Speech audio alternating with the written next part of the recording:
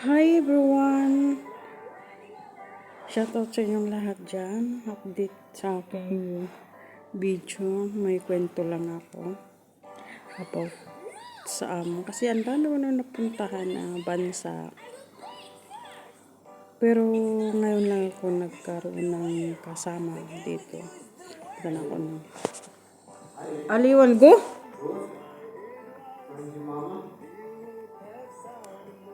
You wanna go, Baba? Yun lang ako nagkaroon ng kasama sa bahay. Pupunta na ako ng Saudi. Unang abroad ko, unang saba ko ay Saudi. Pangalawang Oman, 2 years. Finish contract din yan. Pangatlo, Kuwait. Nag 6 years ako sa Kuwait. Solo lang ako. Isang katulong lang. At dito nga pang-apat sa Qatar. Ngayon may kasama naman ako. Isang ibang lahi. Taga Uganda. So, ang kwento ko dito, pag nagagalit yung amo ko sa kanya, sa kasama ko sa bahay, damay ako. Sabi ko, bakit kaya ako nadadamay? Wala naman akong ginagawang kasalanan. Ang may kasalanan yung isa, bakit ako damay? Wala ba siyang sariling utak, ng ganun? Ang hirap ng ganito. Taali-ali, go. Hirap makisama sa amo ng ganyan. Hindi marunong mag-isip ba ganun? Ali, where you going? Come back here. So, kisama na lang. Habaan na lang ng pasensya para walang mangyaring masama. Ganun. Pero, bahala na. Kailangan kasing trabaho. Mahirap kasi maglipat-lipat. Ganun. At tanda na ako. 47 na mahirap na mag-apply. So, ganun. Kasi madalas kasi itong kasama ko, yung siya, hilig sa tawagan.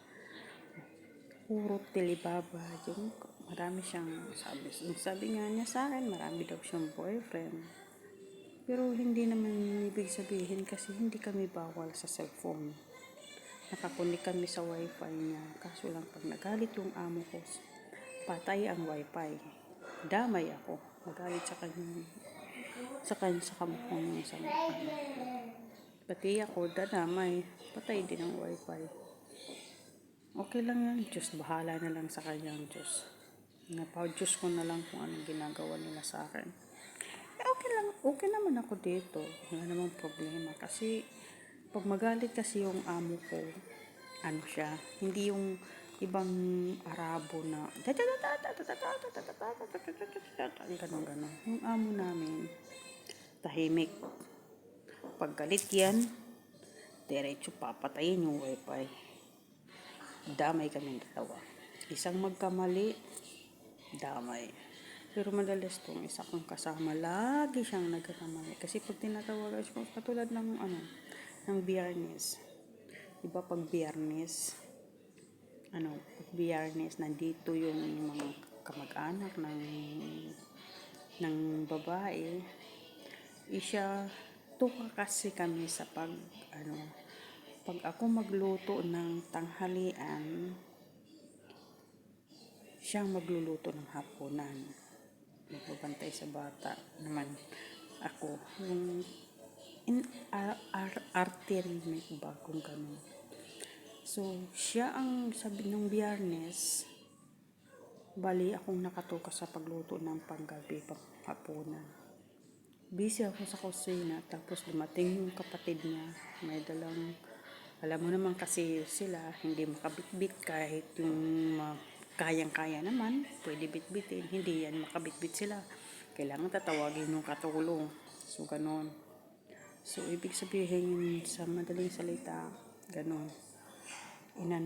Yung pinuntahan niya ako sa kusina, galit na gawin, anong ginagawa niya ni Rachel, yung kasama ko. Sabi ko, madam, nandito ako sa kusina, so bakit mo ako tatanungin? Sabi ko, I am busy in the kitchen for prepare for food. Sabi ko, ganun. Sabi niya, sabi niya, Ate, okay lang daw na pumunta ako sa labas, kunin ko yung staff ng kapatid niya kasi somebody's coming pa, pupunta pa dito. Dami kong niluluto, dami kong inaano. Sige lang kasi sabi ko, part of my job naman yan, nandito ako, trabaho. Okay lang yun. Di, ganun. Ay, sus. Hindi nga ako kasi nag-ano din ako, yung extra money ng popo, yun. Ay, sus. Pagtingin ko ng wala, patay na naman yung wifi. Sabi ko, bakit pa ako nadadamay sa talik niya doon sa isa? Tapos ang ginawa ng amo ko, ayun, nilagyan niya ng CCTV ng camera doon. Kasi 3 andana na. Doon siya nagpa-plancha, doon siya naglalaba.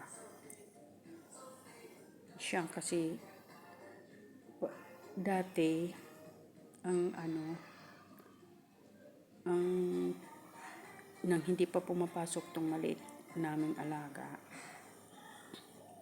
siyang nagbabantay sa umaga, akong naglilinis ng bahay, ako magluluto ng tanghali. Yan ang itinukas sa akin ng amo ko. Linis ang bahay, buong bahay linisan ko, magluto. Tapos ang tuka naman niya, maglaba, magplancha. Tapos pag umaga, siya magbantay ng bata. Wala na kang ginagawa kasi 4 years old na tong bata eh. Wala ka namang gagawin. Mag-upo lang, mag-cellphone, magdaldal. Kasi nanonood siya ng ng iPad. Katulad niya yun, nagdadaldal ako, andyan siya, nanonood siya ng iPad. Yun. Ay, kahirap ng buhay na. Pero okay naman siyang kasama. Okay naman siya yung kalukuhan namin. Hindi namin isinusumbong sa sa madam namin kung anong ginagawa namin. Hindi kami kasi ayoko din ng kunting isusumbong-sumbong. Ay, hindi ko ugali yan. Ganun. Ali, you're gonna broke it your iPad. No. Come here and sit down. Ganun. Well, ganun lang yun. Update ko lang kung anong nangyayari sa akin dito sa sa Qatar. Salamat pala sa ating mga solid supporters na nag-subscribe sa akin. Thank you very much. What are you doing?